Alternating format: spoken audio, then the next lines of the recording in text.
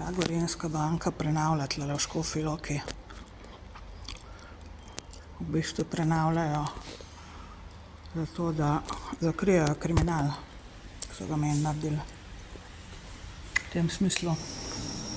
Jaz sem bila prej pri Gorenjski banki. Sicer je vse pač država za tem, ampak ne. Pač oni delajo po tem, kar jim država reče. Pa moji sorodniki, recimo moja sestra. Ker v Gorenjski banki so mi tudi zelo uspešno kradli, ne.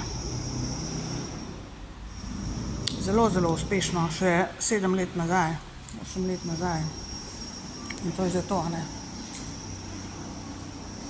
Jaz v glavnem, jaz vas imam pogruntane, no, to hočem reči, že, no, mislim,